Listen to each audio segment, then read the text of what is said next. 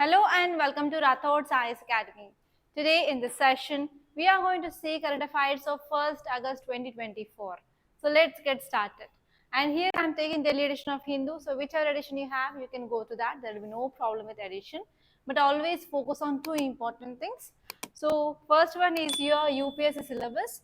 And in this UPSC syllabus also, you have to focus on micro topics. And you need to know exactly which are the micro topics are there in your syllabus, and based on that and accordingly you have to prepare for your exam.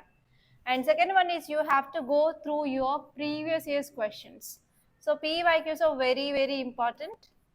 Why? Because they will make you understand the important topics where UPSC is asking question, and even you can understand like how UPSC is confusing you by giving some keywords there. So you have to identify them.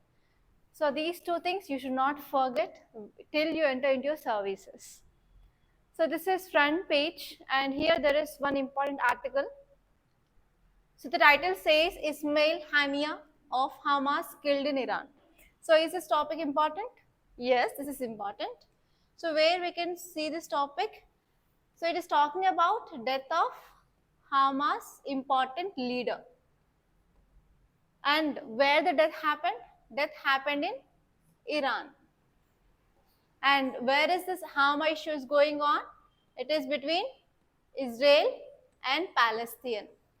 So where we can connect this topic, if you see all this, then we can easily understand that this topic is belonging to GS paper to international relations, and we are not sharing directly boundary with Israel.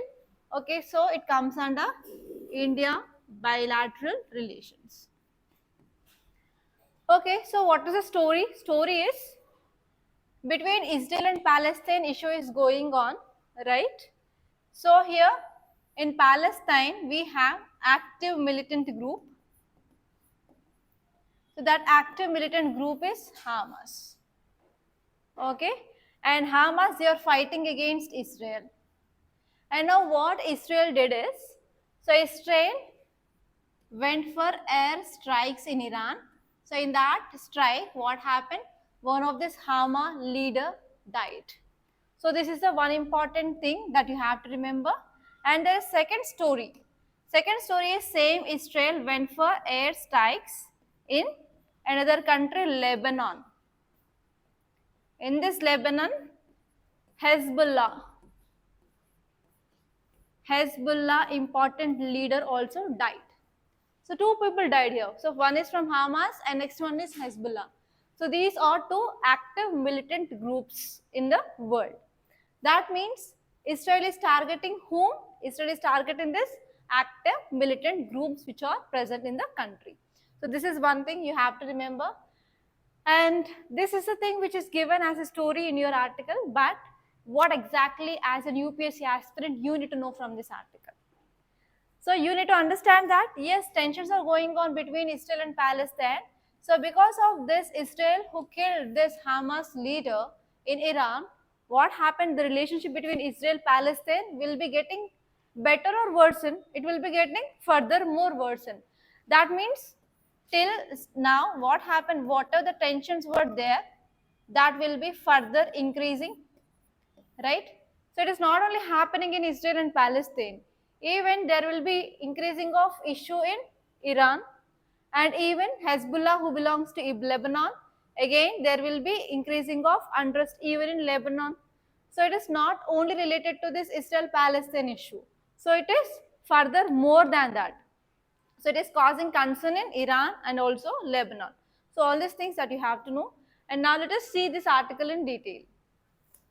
So this article is saying that Hamas leader Ismail Hania was killed in an airstrike in Tehran. Tehran is capital city of Iran.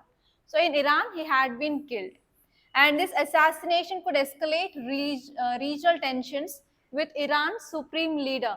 So actually Iran is saying that yes, in Tehran he had been killed, and Iran is saying that we want to take revenge against this Israel. Okay, and if you see the impact of this assassination, how it will be going, like the killing of this leader of Hamas, that could significantly alter the dynamics. What are the relations which are going on with Israel and Iran will be going to change, and between Israel and Hamas will be also going to change. And Israel, if this type of issues are going on, the victim country, like for example, this Hamas, or like Palestine, or like is Iran, they won't sit silent. They want to take the retaliation, and that will leads to further increasing of violence in this region. So it will leads to burning up of fire in entire this West Asia. That means whenever any country which is having relationship with West Asia, automatically their impact will be seen. That means if anything which happens in any corner of a country, now because of this globalized era, it will be having an impact on each and every country. So now you have to think about what this assassination is going to have impact on India. Right? Iran wants to take retaliation, Lebanon wants to take retaliation, and even Palestinians want to take retaliation. Right? So here you have to see with these West Asian country, which relationship we are having. From these countries, what we are getting. Like for example, you are getting crude oil. So if there is increasing of tensions here, that will be impacting our energy security. Right? So in this way, you have to develop something beyond which is given in the newspaper. This is the first thing. And this one is, if you see the reaction of Iran, they are saying that we are going to take revenge on this assassination of this leader. And this one is, if you see about this regional tensions, so this incidents which exacerbates already there are high tensions are going in this Middle East and as well as West Asian region.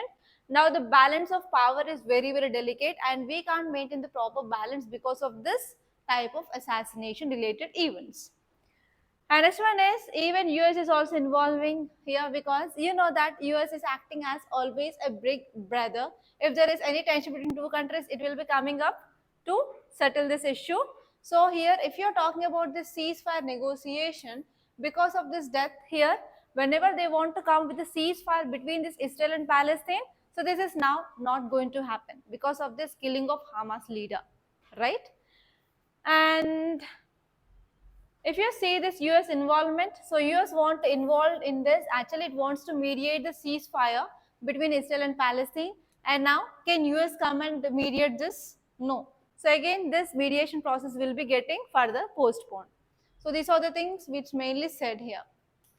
So you have to know about this Hezbollah. So Hezbollah began a trading fire with Israel. So between Israel and as well as this Hezbollah also, there was issue. Because of this, Israel also killed recently one of the leader of Hezbollah in Lebanon. Okay, so that is the thing. Actually, this Hezbollah will be supporting Hamas because they are militant groups. One militant group is supporting another militant group in another country. So that is the relationship between Hezbollah and Hamas. So the leaders of these two had been killed by Israel. So that is the thing that you have to know. And have you seen this image? So this image, what it is depicting? Any idea? So what is this person doing? He is spraying some fumigation, right? It is about spraying of some insecticides. Okay, it's normal in urban areas also on weekly at least once or twice, municipality people will be coming and they will be spraying some gas like this so that they want to control this mosquitoes. So actually, do you expect what is this exactly talking about, which disease? So this is about Chandipur virus. Chandipura virus, yes or no? So we discussed about this. So there is rapid spread of this virus is happening in Gujarat. So if you go to the newspaper directly, here you can see this image. They are saying that a health worker fumigates a slum in Ahmedabad and they want to control the spread of this Chandipura virus.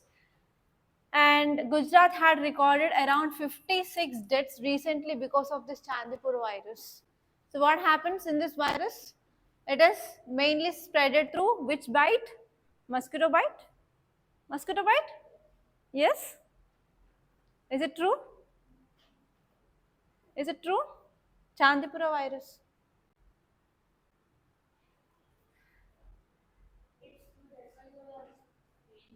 Oh, only that or sandfly?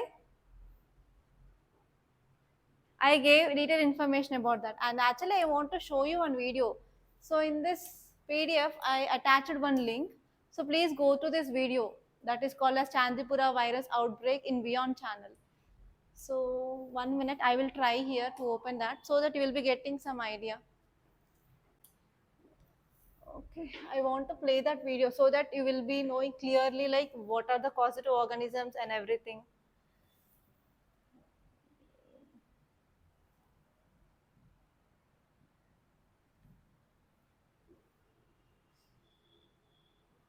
Yeah, watch this video once so that you can easily and clearly know about what is this virus is talking about. So now at least try to recall which is the causative organism, whether it is virus or bacteria or anything. Tell me, what is that? Huh? Virus. So which is that virus? So this is that Chandipura virus. Can you see? It is transmitted by sandfly. It is not mosquito. They are spraying this fumicides to control this itself. Yeah, 1 minute. I'll show exactly from where you have to see this. Yes, it is infecting your brain only. Yeah, from here onwards, you have to watch this video. Yes, the Chandipura virus is a virus infection and it is causing encephalitis in your brain. That means the brain meninges will be getting inflated and that will be mainly caused by the sandflies, not by mosquitoes. So signs and symptoms will be like there will be sudden increasing of temperature, that is called as fever, and next one is severe headaches you will be getting, and vomiting, confusion, irritability. And after once the signs and symptoms had been set up, so within like 4 to 5 days the death will happen. There will be high rate of mortality rate. Okay, and they want to spray this to control this sand flies only, and they will be using some insect repellent so that they can control the number of sand flies. And next one is you can wear some protective garments so that you can avoid this. And even whatever the waste is there, you have to go for proper waste management, and you have to use mosquito nets so that even that flies will not come and tick you. Okay, so these are the things that you have to remember, and you should not blindly say that it is caused by mosquito. It is not by mosquito, it is by sandfly. Clear? So you have to make all these notes. So now onwards, I will be trying to show some videos so that it will be very helpful to understand for the long run. Okay. And next here, important article is row over expunging MP remark, privilege notice against PM for video. So what does this word expunge mean? So in our earlier class also I said, what does this expunge? Come on. What is expunge? Online students, so please let me know. So whenever debates are going in houses, so sometimes they will be using abusing words. So whenever they are using abusing words, whenever they are going for telecasting, it means it will become viral. And even because of that, we can't say any moral values for the people who are watching that. So it is the responsibility of either speaker or chairman to delete those abused words in telecasting. So that power is exclusively with presiding officer. So actually what happened now, the sessions are going on, right? Budget sessions. So because of this, what happened? So there are some abuse words they had been talked, but what happened? Our Prime Minister, he shared a video on his platforms. So because of this, one MP from opposition party, he wants to move privilege motion against Prime Minister. So because of this, citizen news. So here keyword is privilege motion. Okay, what is the keyword? Keyword is privilege motion.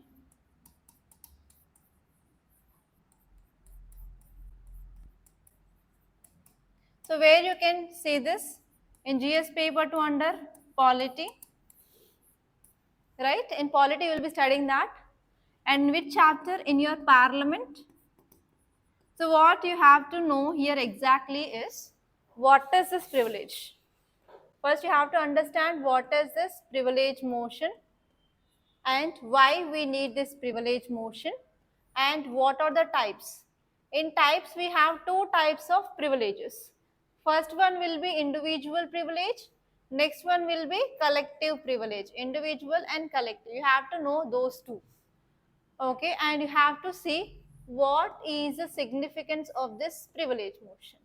And apart from this, you have to know what is the role of presiding officer. It may be speaker or it may be chairman. and you have to see after scrutiny of this presiding officer, that matter will be sent to privilege committee, and you have to see what is this committee is about.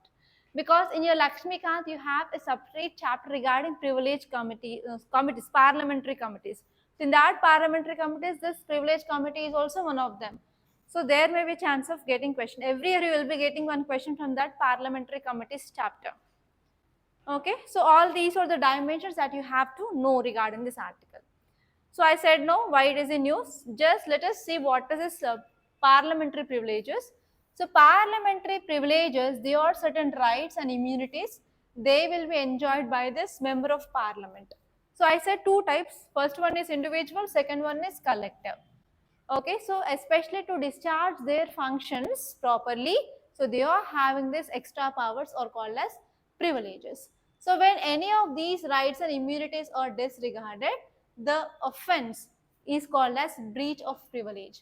So whenever anyone who is crossing their limits, it is called as breach of privilege, and then they will be punishable under the law of parliament. So if you say in detail, so these are the special rights or special immunities or exceptions they will be enjoyed by the member of parliament. It may be from Lok Sabha or it may be from Rajya Sabha. Our constitution also extended these parliamentary privileges for the persons. So in this parliamentary privileges, they can speak, they can have a right to speak, and they have a right to take part in the proceedings of the House of the Parliament or any communities. And even this privileges which also includes to Attorney General of India and as well as union ministers. And this one here is even Article 361 is also talking about this privileges of a president. It is very important article. And if you're talking about this privilege committee, as I said, it is one of parliamentary committee and it is a standing committee. So whenever any case of privilege of house or its members come into picture, means first of all presiding officer will be scrutinizing whether it will come under privilege or not, and later on that case will be sent to this privilege committee. And this privilege committee, which consists of both Lok Sabha and as well as Rajya Sabha members.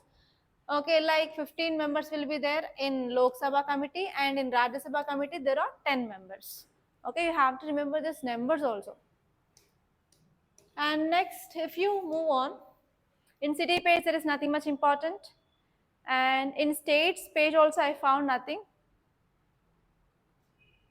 And there is one historical landmark judgment which came by Supreme Court today. It is going on live till now also. And I'll be making a separate video. I think by today night we'll be posting that video. So that is about Supreme Court judgment on sub-classification of ST and as well as SCs. Okay. So actually this case is from 1975 onwards.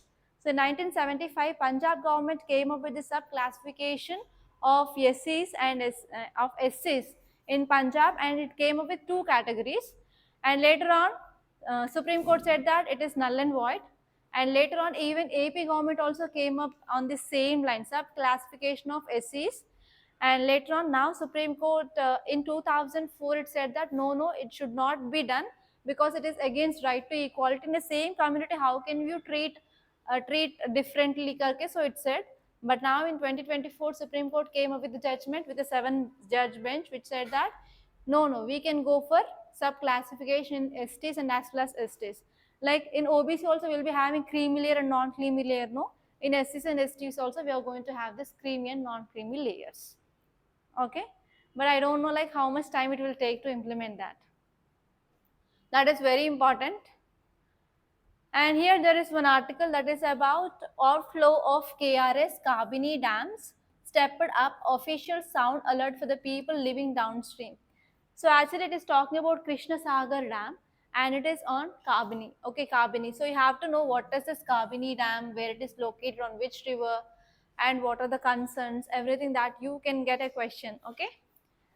And if you go on, yes, in this editorial section, we have 4 editorials, and all these editorials are very important from your examination point of view. So first, let us take this article. So this article, it is about unnatural disaster. So try to expect which topic it is talking about. It is talking about Kerala landslides, right? So in yesterday's class itself, we studied like many people, they had been died, and even in our front page also it is talking about the same thing. So here it is talking about especially Kerala must restore denuded flora and rehabilitate people in the vulnerable areas. So here already we discussed about what are the topics that you have to refer. So this article is talking about landslide. So where we can connect from GS paper 1, we have geography, and we have GS paper 3 under disaster management, and from GS paper 3 we have environment and ecology. You have to remember Vilas sir. So if you are talking about geography, you have to talk about disaster management and environment, because these three subjects will be taken by Vilas sir, right? And apart from that, you can remember me also, GS paper 4 ethics. Ethics will be handled by me, right? And next, you can remember, okay, you don't know about the faculty of society, right? So you can remember from society and social issues also. Okay, so what are the dimensions you have to see? So from geography, basics of landslides, which comes in the mass movements. You have to see the mass movements, what are the causes, like natural causes and artificial or man-made causes, and what is the impacts.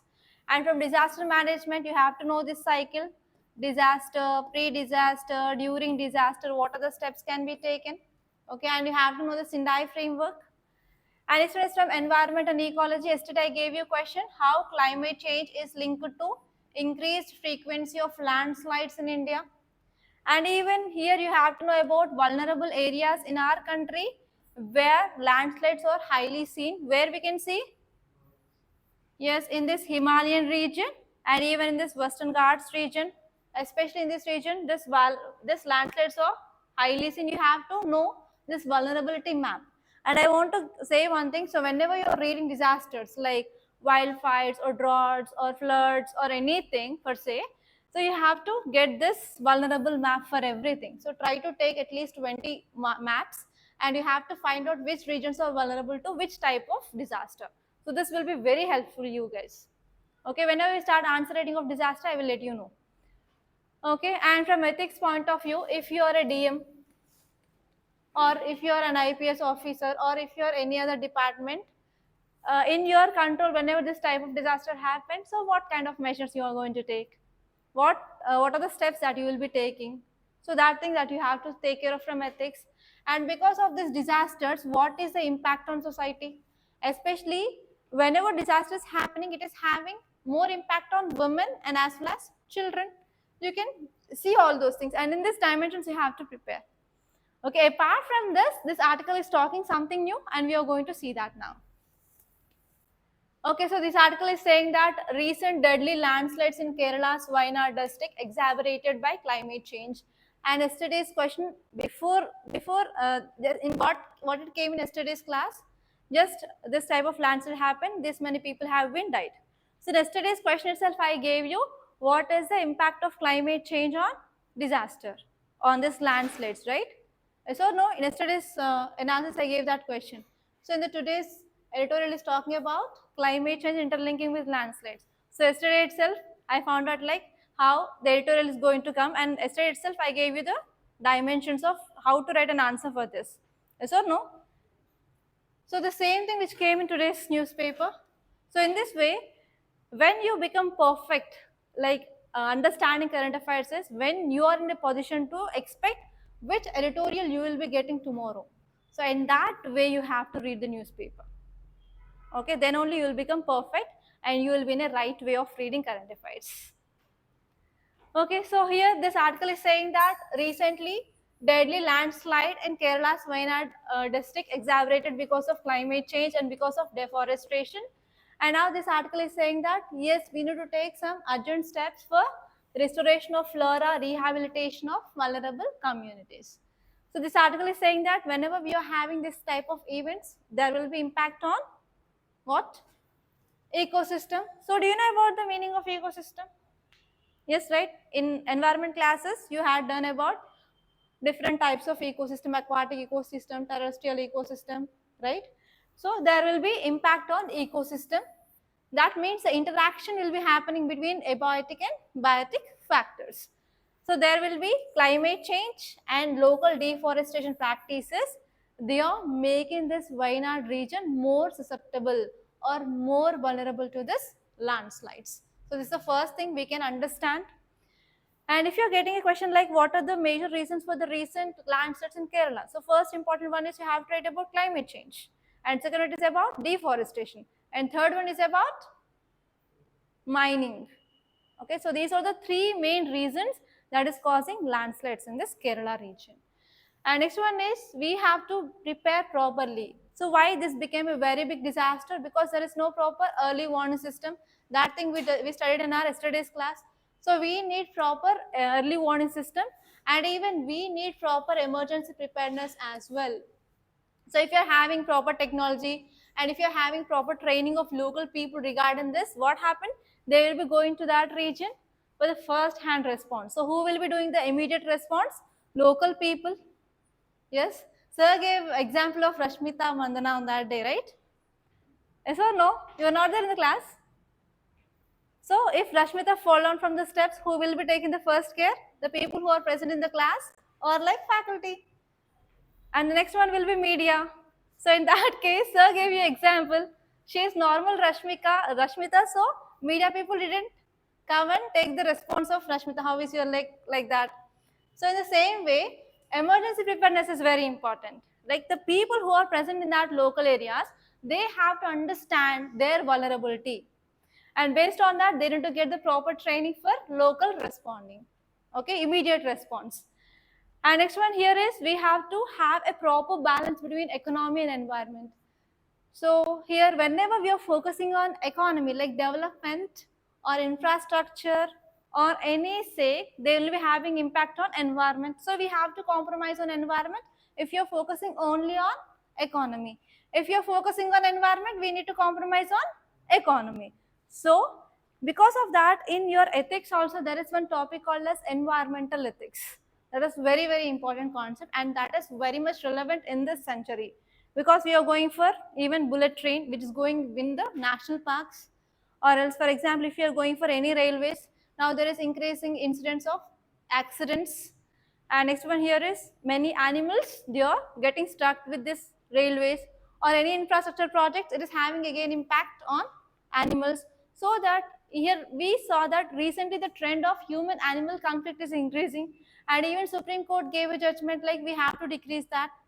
So here we need a balance between economy and as well as environment. Okay. So for this, what can we do? We can go for EIA, Environment Impact Assessment properly, so that we can prioritize environment health, and on another way we are not compromising on economy. And next one is even now, whichever the community which is vulnerable there, so which had been already got affected, we have to go for rehabilitation and as well as reconstruction. And we have to make the buildings which are there in that area that should be resilient from the future this type of disasters. That need to be also taken care of. And next one is the people who are present in that region, they have to understand the geography, like in which soil they are present. So whether that soil is stable in the rainy season or not. For example, if they are having limestones, okay, for example, we have soil here and here we have limestone. So in what happens in this limestones, whenever they are coming in contact with water, they become solution. It is called as chemical weathering. So whenever the area which is having limestones, you will be saying sinkholes or dolomites, caves, stalactites, stalagmites. Geography you have to connect here. Okay. So what happens, especially people who are living in that area, they need to know about the local geography or at least the soil properties and which vulnerabilities they are having. For example, the people who are present at the plate boundaries, what happens, especially Japan, everyone, even the kid, they will know that they don't know when they are going to get earthquake. So they will be very much careful. So because of that, in Japan, the houses are built with wood, not with concrete like us, because they can be easily again rebuilt. If they're destroying also, loss will be very less. So they have to know about their geography, so that whenever they are knowing the geography, they know about their vulnerabilities and they will be having a proper planning before coming of disaster, and as well as they will be having proper mitigation measures. Okay, so and even actually this West Ghats Ecology and Expert Panel also there. So that panel is giving some guidelines about how we can make the less number of disasters in this region, and we have to follow those recommendations of this panel. And next one here is whatever the recommendations are given, we have to focus on action also. Just those recommendations should not be on paper, even there should be a proper action. So those things which are mainly said here. And next topic is the global struggle for a pandemic treaty. So do you know about this pandemic? Pandemic, epidemic, words that you will be getting in your science and technology classes. So this COVID-19 is a pandemic because it is not affecting a single country. It affected each and every part of this world. So we are calling that as COVID-19 pandemic. So what happened was, like, during this COVID-19 period, so around from 2020, it had been identified in the last of 2019. So keep it aside.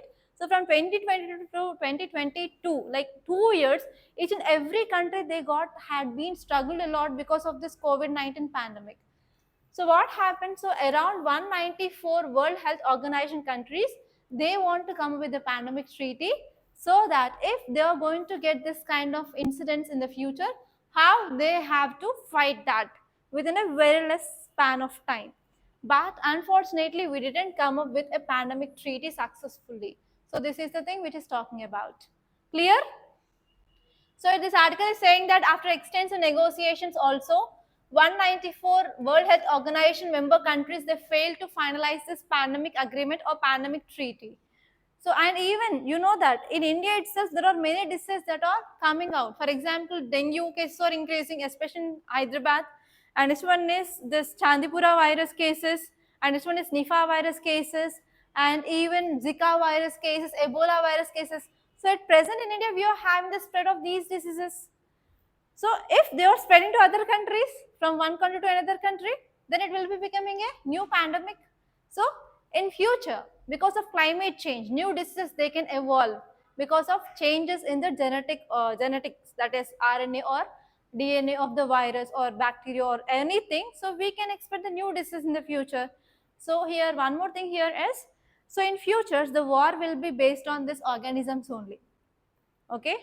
For example, if you have seen that movie of Seven Sons, so China is waging war in India by using this kind of newly mutated virus, or else the wars will be based on water wars. That means whenever the rivers are moving between two countries, the stopping of water will leads to the wars. That is doing by China.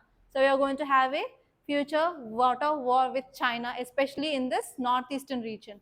They are building dams on river Brahmaputra. They don't want to allow water of Brahmaputra to enter into India. So these are the two wars. They are called as bio wars, and next one is water wars. So for this, we need to have a pandemic treaty. So here, if you're talking about this article, why we need to have this global treaty? Because if you take the countries, is every country developed country? Is every country less developed? No. We have the combination of three types of countries: developing country, developed countries, and less developed countries. So India is developing country only, right? So whenever disease have been spread to different countries, so who will tackle the disease? Developed countries they can tackle because they have technology, they have everything, funds, finance, everything will be there. But whatever the less developed countries like Africa, South Africa, no, right? They can't. So here, if there is any pandemic in future, it will be not affecting each and every country same. So here, developed countries, they can tackle that easily, but other less developed countries, they don't. So here for global health inequalities, so we need to have this pandemic agreement so that there should be no inequalities in global health system. And next one here is we need this type of treaties, especially to have a proper commitment, okay, so that we can enhance public health responses in each and every country as equal. And next one is even we need to have a pathogen access and benefit sharing. For example, if a country which had identified the causative organism and genetic material, then we can easily design a medicine or we can easily design a vaccine to that. That can be done by developed countries but not easily by developing or less developed countries. So that if you are having a pathogen access and benefit sharing, we can have a proper treatment protocol that can be shared with other countries so that every country, at least with their technology, they can develop a medicine, right? And next one here is we need to have even technology transfer. If America is having the technology to develop a medicine or a vaccine for the disease, then it can be shared to other countries also, so that they can address the issue of those problems in their country. And next one is we need proper cooperation, because we don't know like when which disease will be rising up. So in India, in this Chandipura area of Maharashtra, there are 54 cases of encephalitis had been identified. So we don't know like in how many states it will be spreading within 1 month or 2 months. So it will be like a health emergency. Okay, so because of this, we need to have a future global health governance. That means we need to have more or less same policies regarding the health in each and every country, so that we can fight against this type of pandemics in the future. Clear? No doubt? Okay, next question is about AI needs cultural policies, not just regulation. So what is AI? Artificial intelligence. So where we can connect this topic? Science and technology, only science and technology? AI, where we can connect? Economy, how? Explain. GS paper 3, science and technology. And do you know applications of AI? So in which areas we can use this AI? Artificial intelligence in which areas, in which fields? Yes, we can use in health sector, banking sector, education, employment. Next. Research and development. In what not? Environment, okay, environment and environment conservation, biodiversity conservation, we can use that. So in different areas we can use this. So tell me, what are the challenges of this AI? What are the challenges or what are issues? So they will be collecting the data. So we have issue called as privacy issue. So as this privacy is a fundamental right which said by Supreme Court in which case? K.S. Puttaswamy versus Union of India case of 2017. So whenever you are writing it is a fundamental right decided by Supreme Court, you have to write the case name also. It's very important. Okay. And what are the other challenges? Privacy, only privacy? Huh? Yes. Content breach or data. Misuse of data. Next. Next. Come on, think. So what happens with this AI? What are the challenges? Okay, let it be. Actually, time is running out. So there are many challenges with this AI. So because of these challenges, now we need to control this AI. Yes? Yes or no? Yes, we have to control the AI so that we can ensure the privacy. We can ensure about the data theft or misuse of data or anything. So here, if you want to write the challenges of AI, just remember the movie called as Robo. So in that movie, what are the negative effects are there? So that you can write in the challenges. Okay. So here, how we can control this AI? We can come up with laws or any regulation or any policies by government. We can control. So this is the thing that everyone knows. So what is new in that? So this article is saying that apart from laws, we can use our cultural policies so that we can regulate this AI efficiently. So this is the one new point which is adding about we have to include even cultural policies according to what are the laws and regulations and policies for controlling of this artificial intelligence. So let us see this. So it is saying that the future of AI cannot solely regulate it on these laws or policies. We have to even include our culture policies so that we can promote high quality data, and even this approach will be ensuring transparency, equity and public trust. So whenever writing your mains answer, you have to use this type of keywords: transparency, equity and public trust. You know the difference between equality and equity, right? On one day I just draw the image of what is equality and what is equity. So if you see some details, it's saying that the future of AI will not be secured by this regulations alone. So if you want to make it more secure and more trustworthy, we have to include even cultural policies. That is the one thing which mainly said. So in this way, we can improve our transparency and as well as we can build the public trust. And why this cultural heritage is very important here, because you know that India is very rich in cultural diversity. So different festivals we are celebrating, and from there will be getting different data, and even we can use this AI. Okay, so have you watched this Images of AI generated, for example, religious related things. Even during the Ram Mandir also, there were many AI used images and AI used videos they had became very viral in social media. So actually what happened, so because of this rich cultural heritage, so even we can use this culture data so that we can improve AI's capabilities, right? So we can use this culture as one medium and we can create the images regarding our culture, and even we are also having the economic benefits by using this culture in our artificial intelligence, because we can create more interesting things and we can generate more income, and even we can use them in our international arena also, so that we can showcase our culture in the international platforms also. So that this article is saying that we have to use simply culture even to promote the artificial intelligence. And next one here is problem power.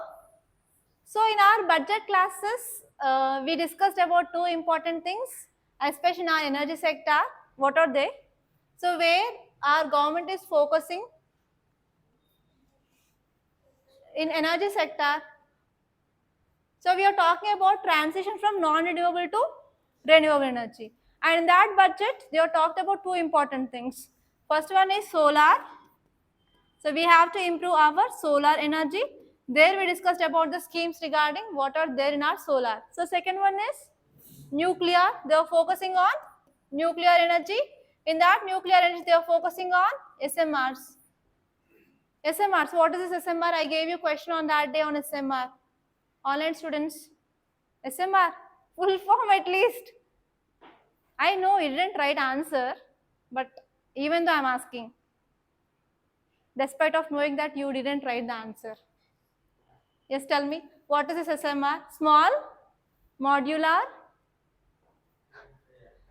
small modular reactors.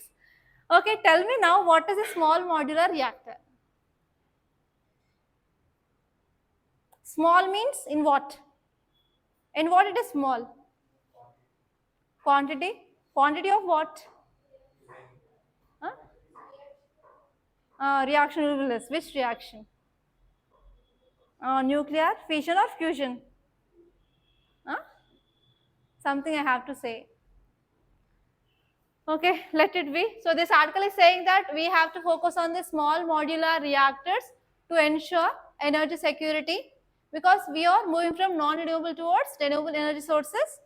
And the alternative we are having is small modular reactors, because whenever we are going for nuclear energy, we are having lots and lots of challenges. Cost is very high and even the danger is also very high.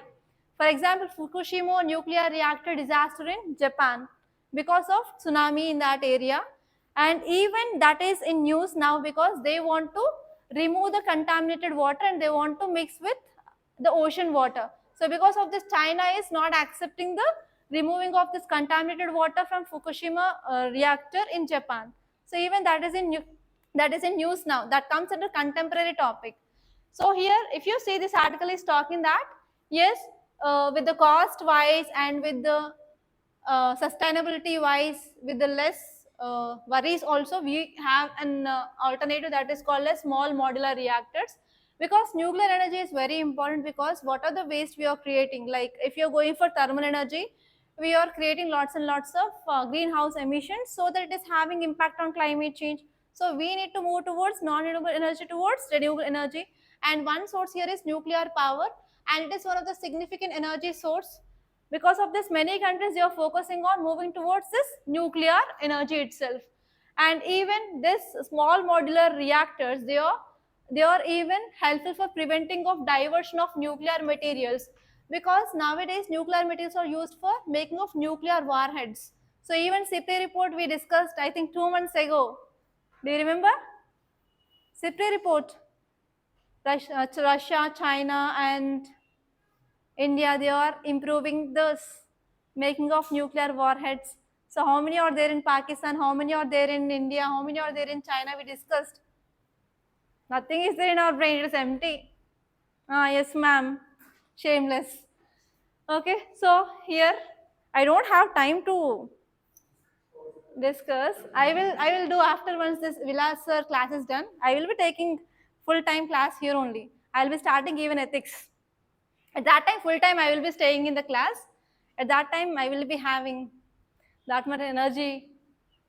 Okay, let it be. So here actually when we are going with the small modular reactors, so we will be having a very small financial burden. So size wise also it is very less, and even the cost is very less, and even the nuclear material we are using there is also very less. So here we will be having multiple advantages if you are going with this small modular reactors.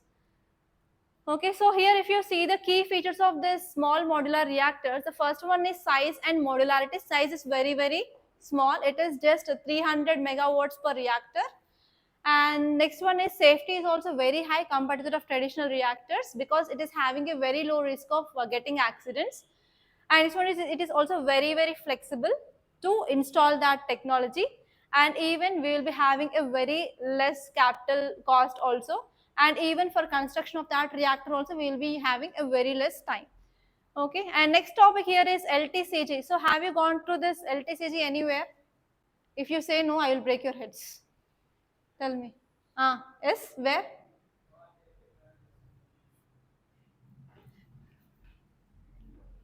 LTCG. CG means capital gains. So what is this capital gains? Long-term capital gains. Nowhere in economy. Have you heard? Tell me now. What is this capital gains? So what is capital gains? Long-term and short-term capital gains. For example, if I buy a property like building, so after some years the property value will be increased. So on this increased price, I am calling it as capital gain, right? So on this, whenever tax is imposed by government, that is called as capital gain tax. On this capital gain tax, we will be having short term and long term. Long term means more than 3 years, and short term means less than 3 years. How many times should I explain this in class? Even economics are also explain this, but you won't remember nothing. Please forget me also. Tell me, what is this capital gain tax? So whenever there is any profit or gain which arises by the sale of capital asset. For example, after 3 years, if I am selling any building, for example, I bought this land for 1 lakh rupees now. So after 3 years or after 5 years, I will be selling this for 10 lakhs. So what is the gain I got? 9 lakh rupees.